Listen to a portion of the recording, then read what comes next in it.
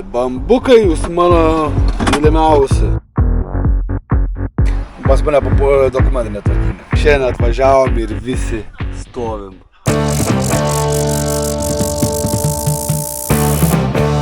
Bambukai jūs mano mylimiausi.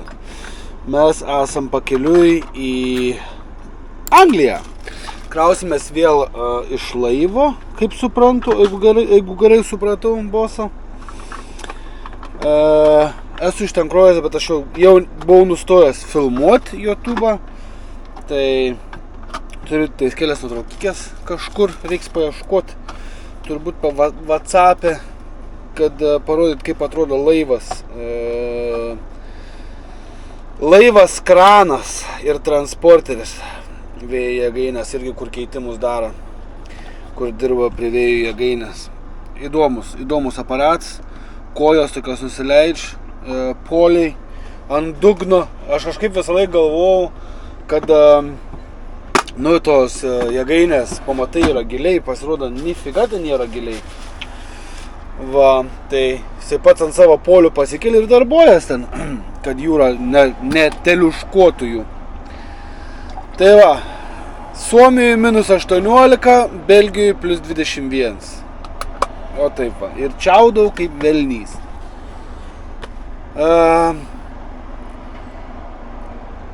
Gal kai bus Anglijai biškai daugiau papasakosiu, nes keltus esu filmavęs, nelabai tenka yra filmuoti. Į priekį per Dunkerką, nes ten šalia yra, kur man reikia krautis, o atgalios jau pagal leidimą. Ir ne tik pagal leidimą, jau varysim tada į Minhemą ir iš Minhemo į Olandiją. Ir aš jau žinau, kur aš išsikraudinėsiu, tai ten 4 valandžikės ir vietoj. Tai va, tokie reikaliukai. Savaitgalio šį kartą neturėsiu, varysiu kaip šaldytuvs, nes iš tikrųjų jau atsilsėjau, Suomijoje prisistovėjau, pauzę prisidariau, dabar iš Suomijos keltis 30 valandų. Ir ką, nuvarau į Angliją, pasidarau vėl kokį 11 valandų pauzę, pasikraunu, varau ten, kur bus keltas su Stena Lines. Trakstopę pastovėsiu iki sekančios dienos vakaro. Ir į keltą, 8 valandą, man atrodo, keltas yra, ar 7, 8, man atrodo, nesvarbu. Tai va, ir viskas, ir į keltą 11 valandų ir iš ryto būsim Olandijai.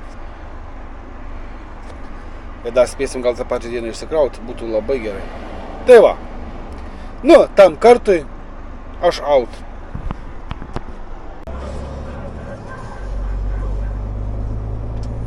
Nežinau, ar matęs, bus matyt paskui, kai video ištrauksiu. Miestelis pabėgėlių.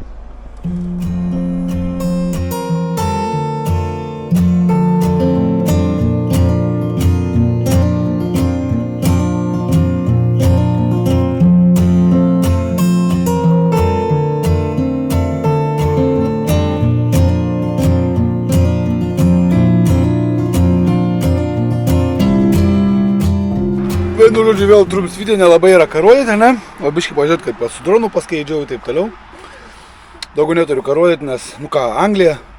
Vakar, iš tikrųjų, žadėjau pafilmuoti, bet vakar buvo streso pilnas kelnis ir ne tik. Jokauju. Muitiniai ten, čia nesąmonės visokios, ne mūsų firma, bet mūsų firma per tuos, kur daro visos muitinės reikalus, dokumentus, užregistruoja krovinį.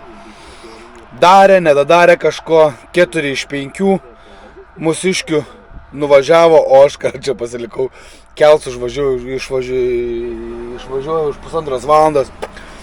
Pas mane papuolė dokumentinė tvarkinga. Bet šiaip ne taip, paskui šuldų būdų tralelė. Ir vakar buvo to sekmadienis.